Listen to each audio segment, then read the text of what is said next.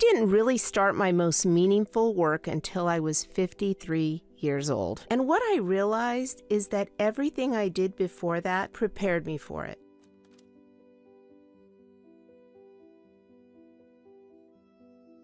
I grew up in a traditional home where the roles of men and women were clearly defined. I grew up in Laguna Niguel in California in a beautiful community. I was born in Los Angeles. My parents both are from LA. They both grew up in East Los Angeles. Grew up in a very traditional home. My dad was very much the boss. My mom was the caregiver of the children and the home front. Both my parents were very humble, hardworking, salt of the earth, really good people. My parents, neither were formally educated. My dad always said he went to school of hard knocks. I mean, he was self-educated, and then my parents got married very young. My mom was 19, my dad was 22. They started having a family right out of the gate. By 27, my mom had 4 kids to raise, and my dad was going to night school to hone his engineering knowledge so that he could get a job in that space. He went to night school at UCLA, actually, where I then later went to go to college and earn my degree. My dad was very adamant on all of us getting formally college educated, something that he and my mom did not do, but he saw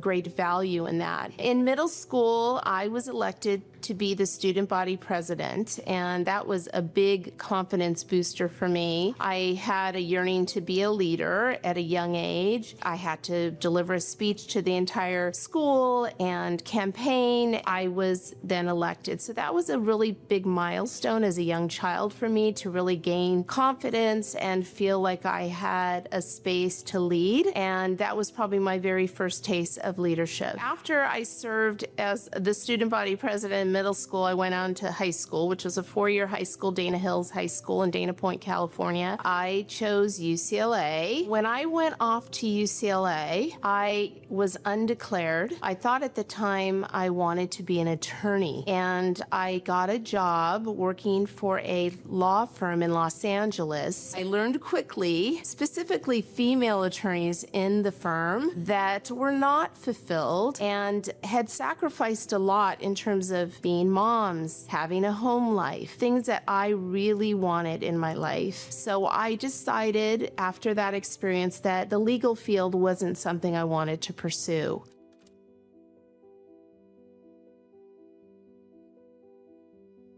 What I realized is that after college, every opportunity that came my way was a result of a relationship I had built.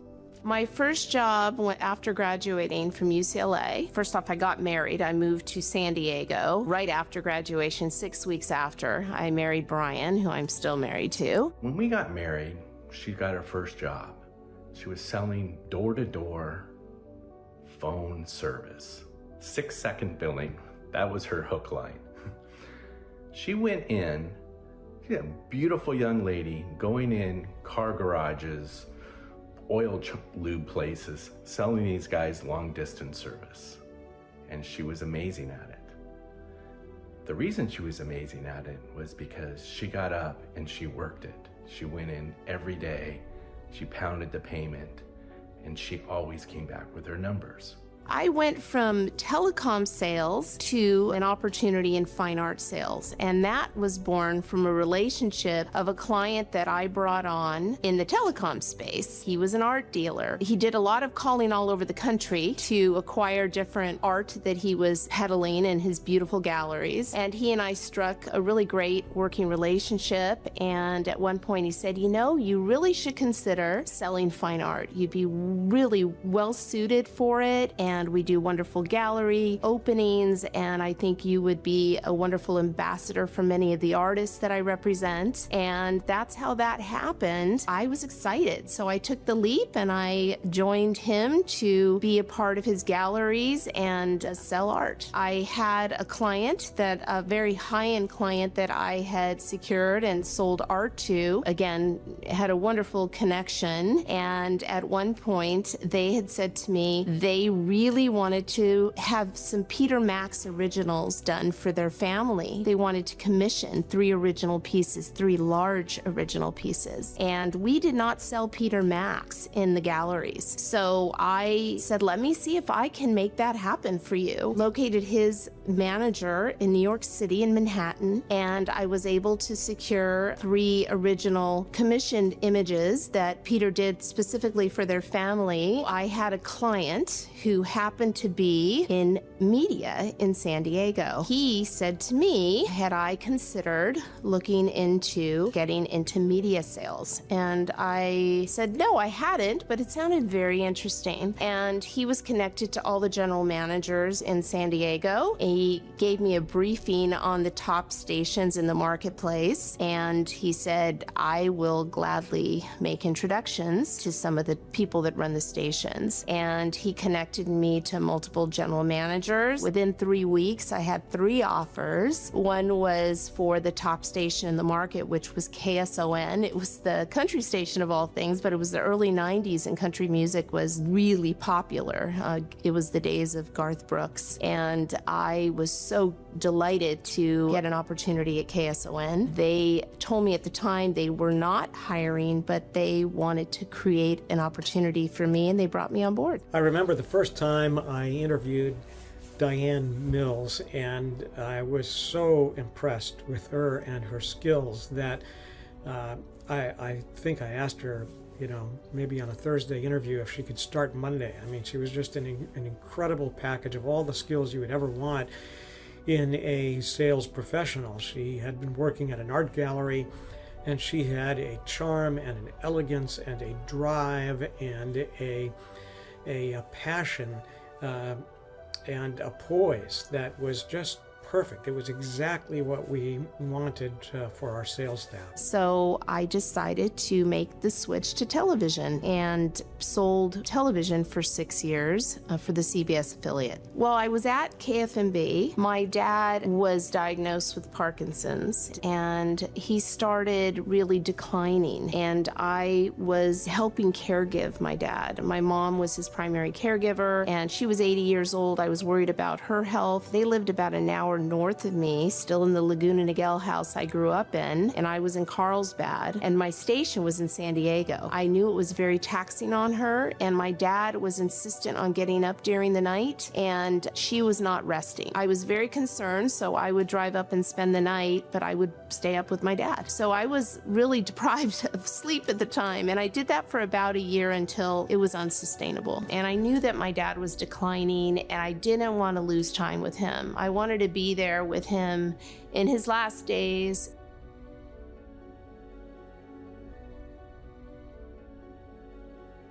And help my mom.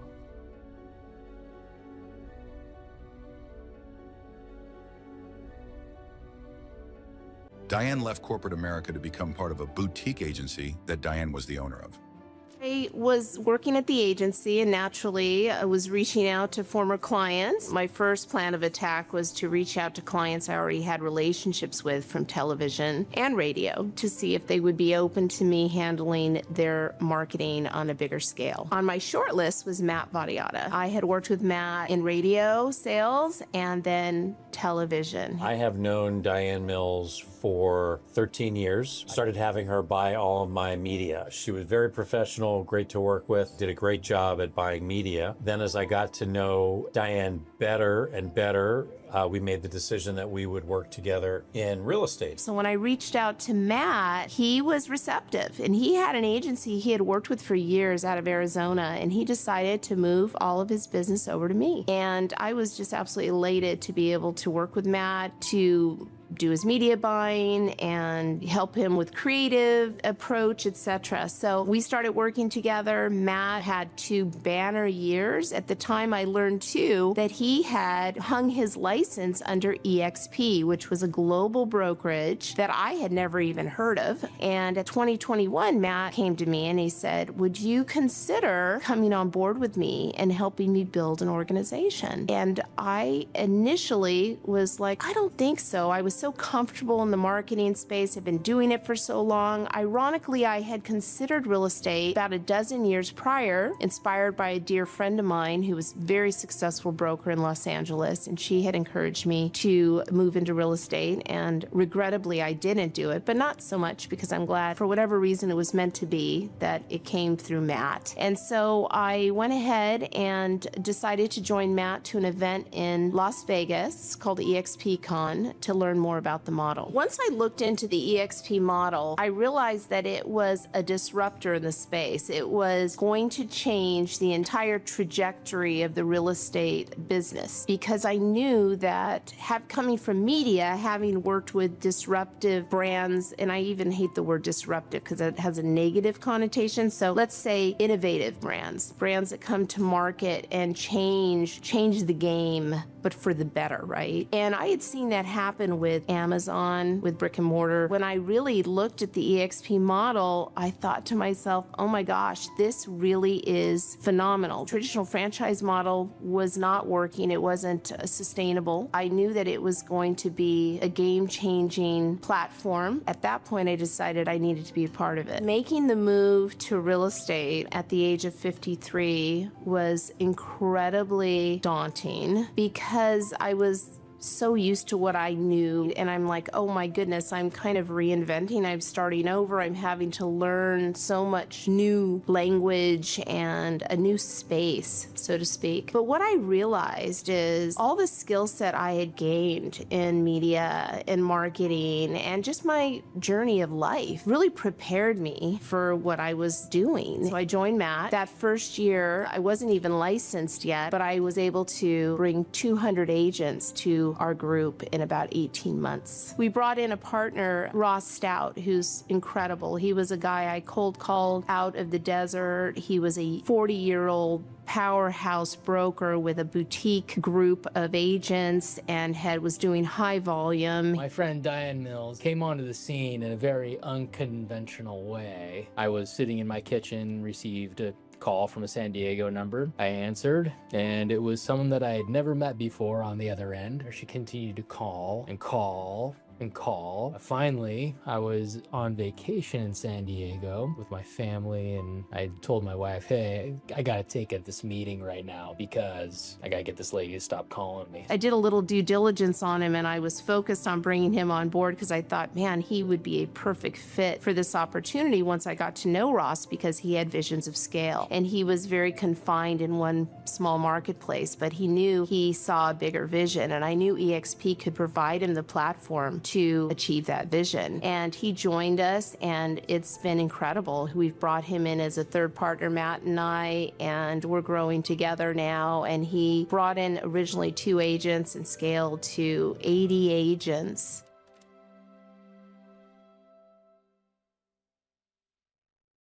Things started moving really quickly, and I always went back to what mattered most to me.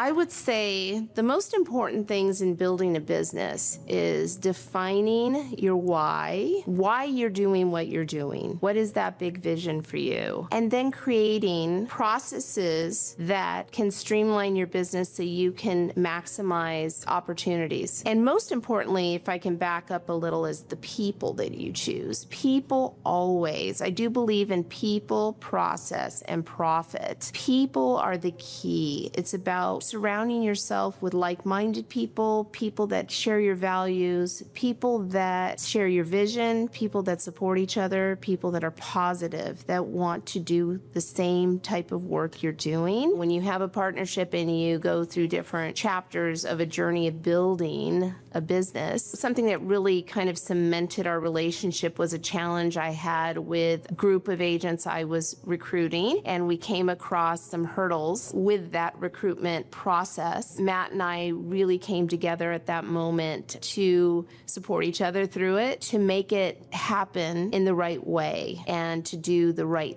thing. And we did do the right thing, and we were rewarded for that. And that was a really game-changing moment for our relationship and cemented our partnership, I think. And then bringing Ross into the fold, and then him coming in as a partner with us to build this business has been really wonderful and very dynamic, because Ross brings a whole new set of skills and gifts that he's able to fill in areas that Matt and I were lacking in. And that's what partnership's all about. It's about everybody bringing to the table their unique gifts and to be able to collaborate and grow together. I think she's got kind of the triple threat. She's very business-minded, knows the marketing and advertising world really, really well. But then again, she's also very, very personable, funny. People really do take a liking to her immediately, which is great when it comes to sales. For myself, I feel really fortunate to be able to work with her and put all of her skills to work for our business. One thing I can give advice to anybody that wants to grow in whatever space they're in is find the people that have already succeeded in it. Find the people that are already thriving in it and model what they're doing. Learn from the best. It'll shave years off your trial and error journey. I have a good friend. It says it's R&D. It's rip off and duplicate. It's not research and development. It's rip off and duplicate, because the people that are already succeeding, they've already gone through all the trial and error. You can just go straight to what they are doing and duplicate it at a much quicker pace. When it comes to pivoting, all I can say is it's never too late. Belief in oneself is the key. And that's something I've had to come to in my life. As I've grown older, I realized the power within me that maybe when I was younger was there, but I just wasn't able to tap into it, or maybe just didn't have the confidence to really put it out there. But now at this space and time in my life, I am equipped to do whatever comes my way. For me, building a business has always been secondary to the lasting impact I have on the people that matter most in my life. When I think about relationships over revenue, over money, it always comes back to the thing that I've always believed in. It always first is about people and relationships we build. In business, it's people, process, profit, like I said. In life, it's people always first. And, you know, the biggest marker for me would be when I left corporate America in a very comfortable job with benefits and a very nice salary that was guaranteed, that or so to speak, I knew was what it would be. For the most part, I was a commissioned employee, but I was seasoned enough where I was earning at a certain level to leave that to take care of my dad. That relationship and that time with my dad was far more important, and I have no regrets that I did that, because I can never get that time back. My female friends are really special to me. They have been there for me through thick and thin and supported me. We support each other, and that sisterhood is just a really special connection that I cherish. I think I would define legacy as how we leave this earth, what we leave for the people behind. The legacy I want to leave is a legacy of a person that really cared for others, that supported other people's growth. I'd like to be able to leave my family in a better place than they were in prior generations. I'd like to continue to grow opportunities for future generations. The most important thing I could part to women, particularly that are entrepreneurial, young women that are looking to find their way, is just to really be yourself, be authentic, and trust your power. When I met Diane, the first thing I noticed was that she was confident. She was very well put together. She was the epitome of business class, everything you'd want to emulate as a woman in power. We all are so gifted. Most people don't even tap into a fraction of the gifts that they're given. And so I encourage you to step out of your comfort zone, step out of the box, fake it till you make it, whatever it takes, and really go after your dreams. Don't hold back. Find your voice.